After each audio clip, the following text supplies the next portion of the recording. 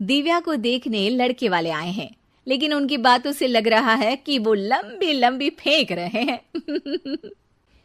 हमारे यहाँ 5 कार हैं, 7 बाइक्स हैं, फिर भी हम बस से आए हैं।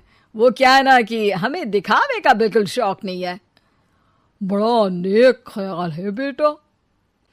लेकिन खुद की गाड़ी में बैठना दिखावा थोड़ी ना होता है। अरे हम दिल्ली से आए हैं, वहाँ पोल्यूशन बहुत है ना, तो हम गाड़ी में नहीं निकलते हैं। हाँ, ये उससे भी बड़ा नेक ख्याल है बेटा।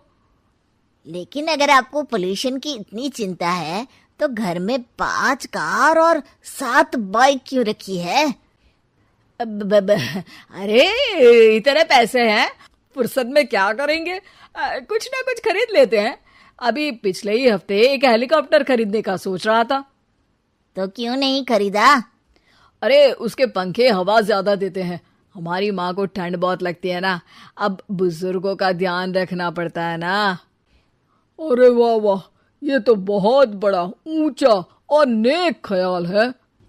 हम कैसे मान ले कि ये लोग झूठ नहीं बोल रहे हैं? अरे हमारा परिवार झूठ नहीं बोलता। दिल्ली शहर में किसी से भी पूछ लीजिएगा, हमारे बेटे का बड़े लोगों में उठना बैठना है। हाँ। अरे छोटो चुप रह, इतने बड़े लोग हैं, झूठ क्यों बोलेंगे?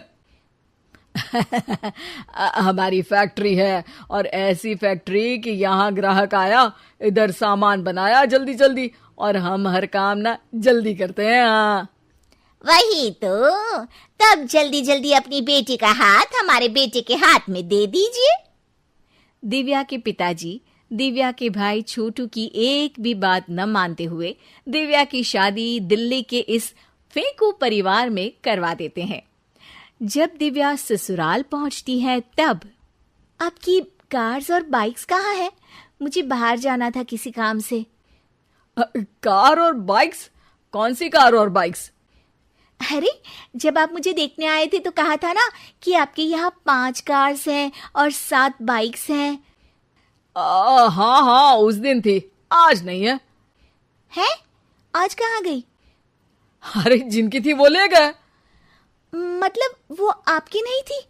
आपने तो कहा था हमारे घर पर है। हाँ घर पर थी, बाबूजी का एक पार्ट टाइम काम है कार और बाइक धोने का।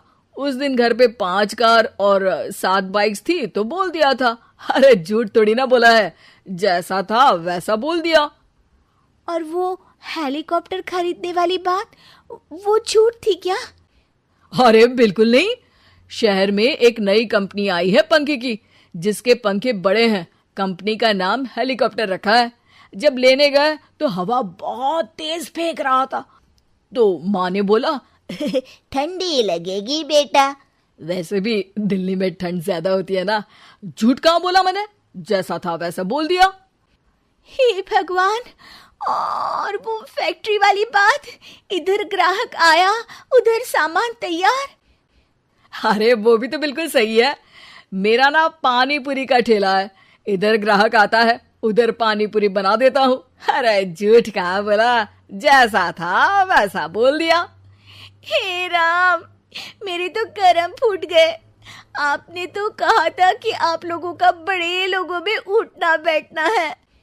अरे है तो, पहले मैं बहुत बड़े लोगों के यहाँ नौकर था। जब भी कोई गलती करता तो वो मुझसे उठक बैठक लगवा देते। हो गया ना बड़े लोगों में उठना बैठना। दिव्या अपने साथ हुए धोखे पर रोने लगती है और ठान लेती है कि वो ससुराल वालों को लाइन पर लाकर ही रहेगी और उनकी ये झूठ बोलने वाली आदत छुड़वा कर रहेगी। आप लोग खाने में क्या लेंगे? करेला खा लूंगा। अरे मुझे तो टिंडे खाने हैं। कद्दू खाऊंगा।